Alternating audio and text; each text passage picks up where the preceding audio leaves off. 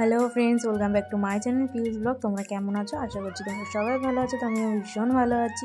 তো পিউস ব্লগে নতুন একটি ভিডিওর সাথে তোমাদের সবাইকে জানাই অনেক অনেক ওয়েলকাম আর অনেক অনেক ভালোবাসা।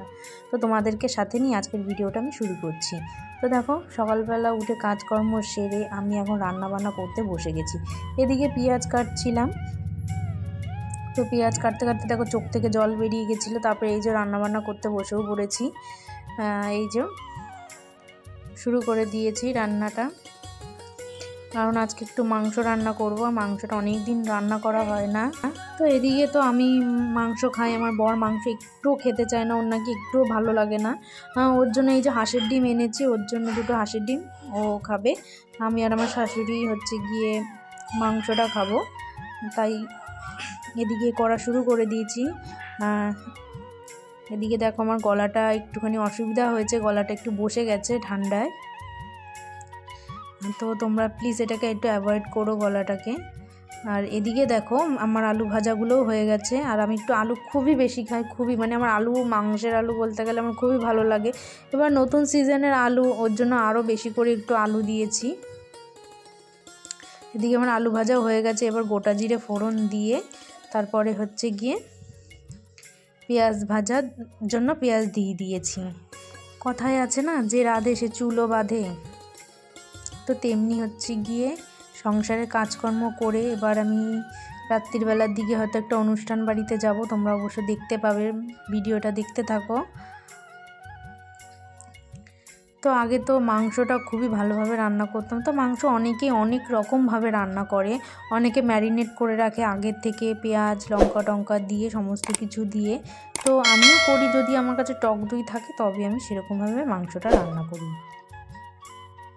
তা নাহলে বেশিরভাগ সময়ই আমি এইভাবে একেবারে করিনি, তাড়াহুড়ো যখন থাকে তখন। এদিকে দেখো মশলাটা কষানো হয়ে গেছে। এবার এভারেস্টের যে চিকেন মশলাটা আছে এটা আমি দিয়ে দিচ্ছি। আর এটার গন্ধটা আমার খুব ভালো লাগে, মনে হয় বিয়েবাড়ির রান্নার মতন গন্ধ, এরকম খুবই সুন্দর লাগছে। আর এদিকে দেখো মাংসটা আমি দিয়ে দিলাম। তো এদিকে আছে পাগুলো, খেতে না আমার খুবই ভালো লাগে, আমি খুব পছন্দ করি ছোটোবেলা থেকে এই জিনিসটা খেতে। তো ওর জন্য দোকানে গিয়ে ওটাও নিয়ে এসেছি। এবার মাংসটাকে না ভালোভাবে আমি কষাতে থাকবো। তো তোমরা ভিডিওটা কন্টিনিউ করতে থাকো।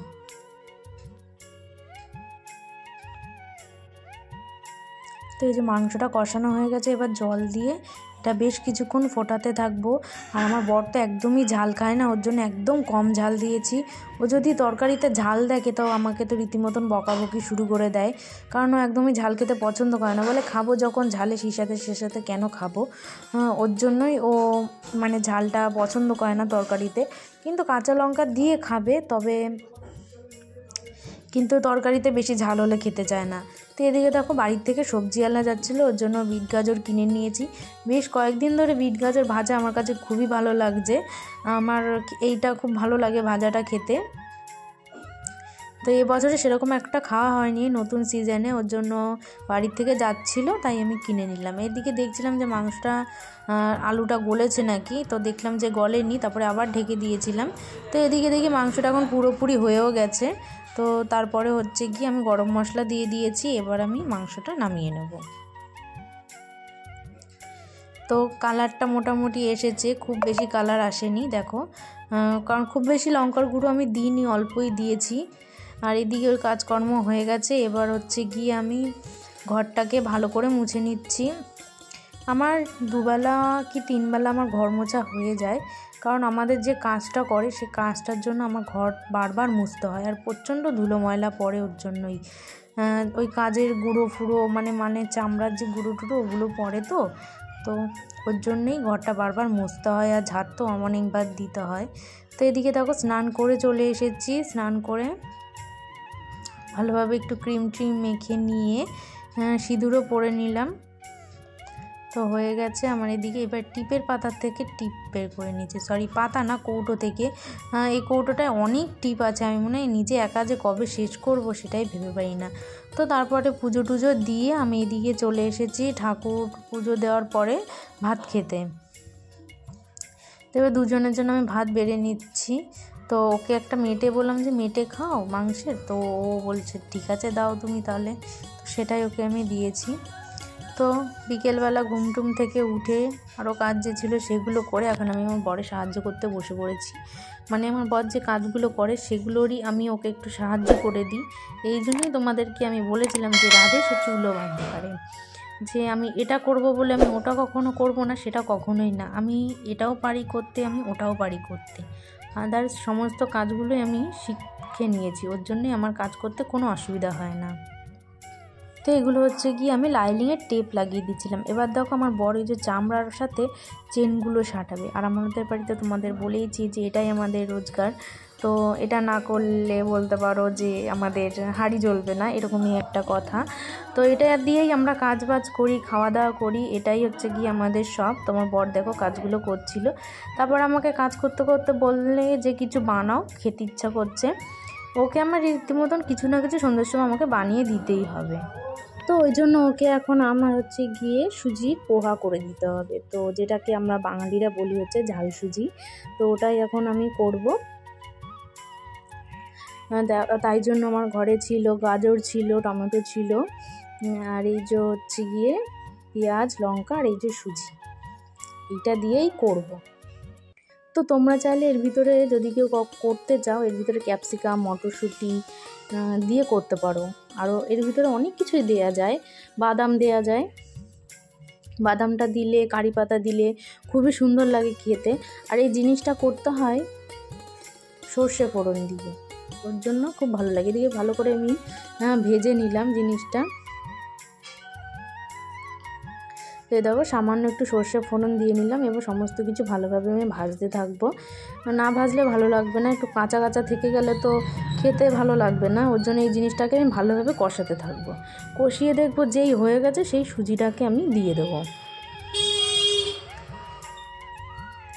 এবার সুজিটা আমি দিয়ে নিলাম। এবার এটাতে হালকা হালকা পরিমাণে জল দিতে হবে আমার, খুব বেশি না, একদম অল্প অল্প জল দিয়ে দিয়ে করতে হবে। তো দেখো একটু লেগে লেগেও যাচ্ছিলো, সুজি জিনিসটা তো ওর জন্যই লেগে লেগে হালকা হালকা যাবে, তো পরে আবার ঠিক ছাড়িয়ে যাবে। দেখো পরে ঠিক ছাড়িয়ে গেছিলো। তো এদিকে হয়ে গেছে আমার সুজির পোহা। তো খেতে তো খুবই সুন্দর হয়েছিল। তোমরা যদি কেউ কখনো বানাও তো অবশ্যই কমেন্ট করে জানিও, আর অবশ্যই একবার তোমরা বাড়িতে ট্রাই করে দেখো, জিনিসটা খুবই ভালো লাগবে খেতে। এই যে হয়ে গেছে ফুল রেডি। তো চলো এখন আমি চামচটা দিয়ে নিয়ে যাই বরের কাছে।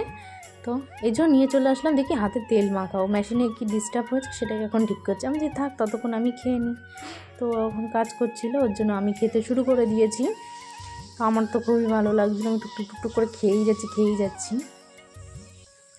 তো খাওয়া দাওয়া হয়ে গেছে। এবার আমরা যাব হচ্ছে গিয়ে, আমার বর যাবে না, আমি, মা, বৌদি, দাদারা মিলে আমি হচ্ছে গিয়ে যাব এক নেমন্তন্ন বাড়ি।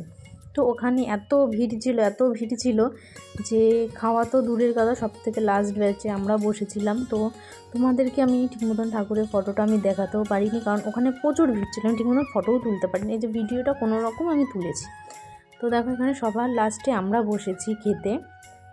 এই যে এখানে আমার দাদা, বৌদি, এখানে আমাদের পাড়ার আর একটা ছেলে, এইটা, আর এই যে আমার মা।